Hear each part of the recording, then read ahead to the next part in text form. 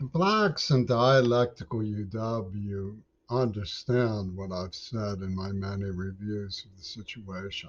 It's not that they don't understand. It's that they pretend it's over their heads because they don't want people to realize that a major league fight club is in place to endorse the AIDS attacks and COVID 19. In fact, nobody has been more bloodthirsty than the blacks in the matter.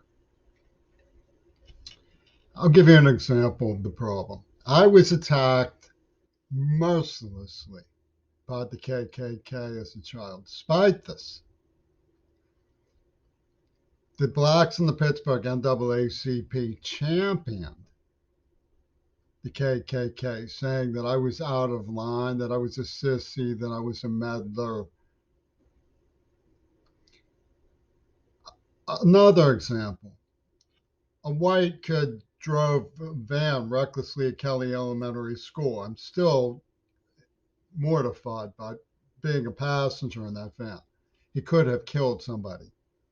It was more important to the Pittsburgh NAACP to back Meng Na Wen and John Schulman because they had licky chops ideas. They had ways they thought they can make money, misrepresenting what happened, depicting me as the driver. Another example.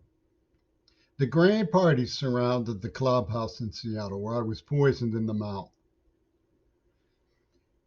They took out a girl named Shannon Harps with a sharp knife after demanding my knife through the postal union. There was at least one black man in the postal union involved, but the man who actually stabbed her was white. The people who came flocking around were white. What gives? Sacrificing an innocent person is West Coast's idea. It was Dan Savage's super idea to, get gays who were spreading AIDS the way Trump spread COVID to wear their horns proudly. We want the white sacrifice. We want the white sacrifice. It's UW dialectical. So when the superstars of the Olympiad idea, which is, a fight club, they had a two virgins pussy bowl fight club, clogged to the AIDS attack. You're not dealing with reasonable people. You're dealing with bloodthirsty people. So they make it out it's a white black issue, like when the tribe, so to speak, choked Geo Floyd. Remember, and got all the black kids to run into the street. Everybody ignored that COVID had prior warnings, that it was part of this operation, this con job.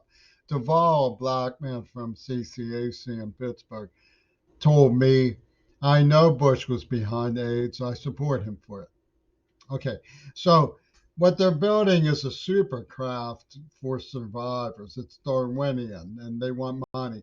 And they up the ante. They stall, we're going to talk about it as we go along. They stall and up the ante with COVID. Now they're going to up the ante with global warming.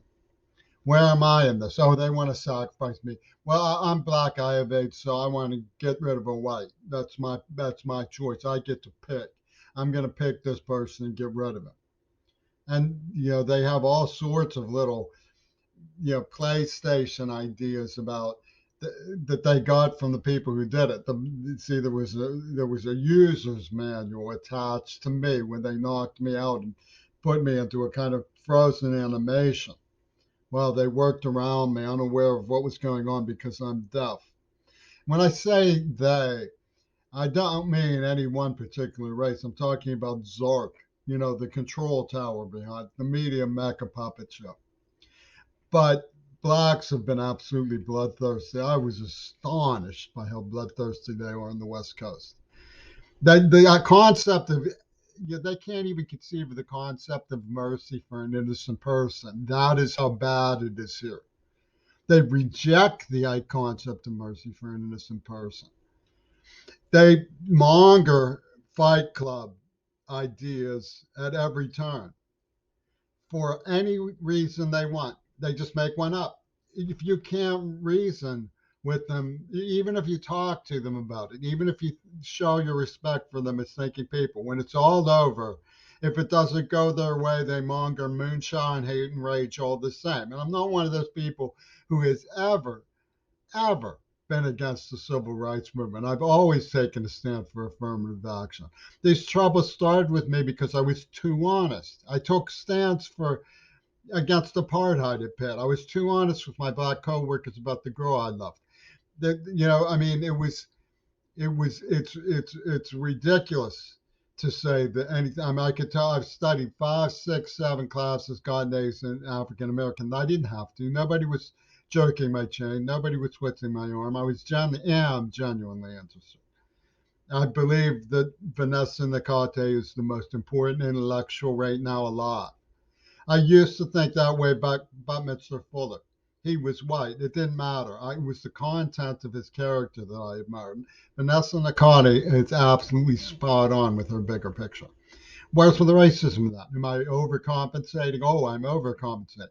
I was attacked by the KKK. Therefore, when I meet a fellow intellectual who is my superior, she's brighter than me. She did what I tried to do and failed. She wrote effectively about the ecology and the ecocide. I'm therefore what? A deaf white suck.